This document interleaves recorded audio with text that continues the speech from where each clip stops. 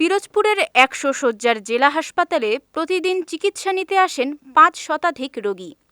তাদের কাঙ্ক্ষিত সেবা প্রদানের লক্ষ্যে ২০১৭ সালে নতুন করে ২৫০ শয্যার হাসপাতাল নির্মাণের ঘোষণা দেওয়া হয়। ২০২০ এর জুনে নির্মাণ কাজ শেষ হওয়ার কথা থাকলেও ৩ দফা সময় বাড়িয়ে ২০২৪ সালে কাজ শেষ হয়। তবে লিফট না থাকার কারণে এখনও হস্তান্তর হয়নি ৯ তলা বিশিষ্ট ভবনটি। এদিকে ধারণ ক্ষমতার প্রায় দ্বিগুণ রোগী ১০০ শয্যার জেলা হাসপাতালে ভর্তি থাকায় দুর্ভোগের শিকার হতে হয় রোগী ও স্বজনদের। হসপিটালে আসার পরে এখানে আমরা বেড পাই নাই, যে রোগীর যে ক্যাপাসিটি এই হিসেবে তো অনেক রোগী বেশি, বিধায় আমরা হসপিটালের বারান্দায় ছিলাম।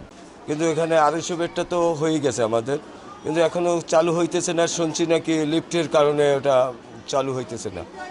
তাহলে লিফট হইলে ওরা মোটামুটি আমাদের পিরোজপুরবাসী আমরা যারা আছি আমাদের ভোগান্তি দূর হবে। ১ বছর যাবত তো শুনতেছি বিল্ডিং কমপ্লিট হয়েছে, কিন্তু এখনো পর্যন্ত এটা কেন যে চালু হয় না এটা কর্তৃপক্ষই ভালোভাবে জানে। একটা রুগী নিয়ে আসলে অনেক রুগী হয়ে গেলে সিট পাওয়া যায় না, বেড খালি থাকে না। যেহেতু আমরা পথের মাঝে রুগী নিয়ে রুগীর চিকিৎসা করানো লাগে। পিরোজপুর ২৫০ বেড কমপ্লিট হয়েছে, অথচ এখন তো আমার চালু হইতেছে না। এই বেডটা যদি চালু হয় হসপিটালটা, তাহলে আমাদের পক্ষে অনেক সুবিধা হবে। আমরা এজন্য খুশি হয়েছিলাম যে আমাদের ২৫০ বেডটা হয়েছে, আমরা স্বাস্থ্যসেবা অনেকটা ভালো পাবো। কিন্তু আমাদের যে বর্তমান যে ২৫০ বেডটা হইয়া দাঁড়ানো আছে, কিন্তু চিকিৎসা ব্যবস্থা শুরু হয় নাই। লিফটের জন্য নাকি এটা স্থগিত আছে, মানে উদ্বোধন। নাতি অসুস্থই পড়ছে, এই জ্বর বইমি, সেই দিনে সিট পেই নেই। সিট না পায় মগে বারিন্দায় দিয়েছে। এখন যাতে সামনেটা যদি চালু হইতে হলে তো মগো মানে অনেক সুবিধা হইতে, কারণ হেলে তার এই নামায় এই জায়গায় বিছনা লাগছে, আমাকে শোয়া লাগবে। রোগীদের ভোগান্তির কথা স্বীকার করে জেলা সিভিল সার্জন জানান, নতুন ভবনটি দ্রুত হস্তান্তর হলে সেবার মান আরও বৃদ্ধি পাবে। বর্তমানে আমরা যেখানে আছি সেটা পুরাতন বিল্ডিং, আমার ১০০ শয্যা বিশিষ্ট হাসপাতাল। তো এখানে আমরা নতুন যে বিল্ডিংয়ের কথা আপনি বলেছেন, যে ২৫০ শয্যা বিশিষ্ট যে হাসপাতাল, সেই বিল্ডিংয়ের কাজ সম্পন্ন হয়েছে, কিন্তু আমাদের লিফটগুলি লাগানো হয়নি।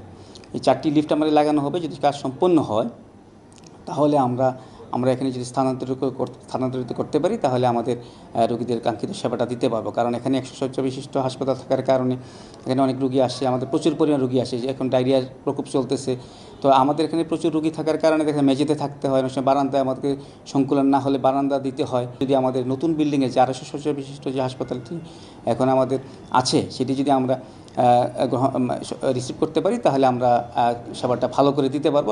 এদিকে লিফট ও বিদ্যুৎ সংযোগ না থাকার কারণে হস্তান্তরে কিছুটা জটিলতার সৃষ্টি হলেও শিগগিরই এ সমস্যার সমাধান হবে বলে জানিয়েছে গণপূর্ত বিভাগ। প্রকল্পে যে ৪টি লিফট ধরা ছিল, ডিপিপিতে বৈশ্বিক যে ডলারের মূল্য বৃদ্ধি হয়েছে এবং লিফটের মূল্য বৃদ্ধির কারণে বারবার দরপত্র আহ্বান করার পরও কোনো ঠিকাদার পাওয়া যায়নি। সেই কারণে আমরা লিফট সরবরাহ করতে পারিনি, কোনো ঠিকাদারি প্রতিষ্ঠান না পাওয়ার কারণে। বর্তমানে লিফটের মূল্য বৃদ্ধির প্রস্তাব মন্ত্রণালয়ে প্রেরণ করা হয়েছে।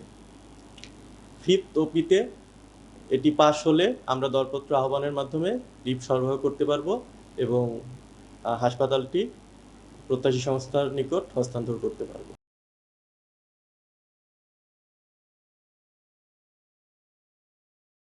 ২৫০ শয্যার হাসপাতালটি চালু হলে পিরোজপুর সহ পাশের ২ জেলার প্রায় ২০ লাখ মানুষ আধুনিক চিকিৎসা সেবার আওতায় আসবে। বিজয় টিভি নিউজ ডেস্ক।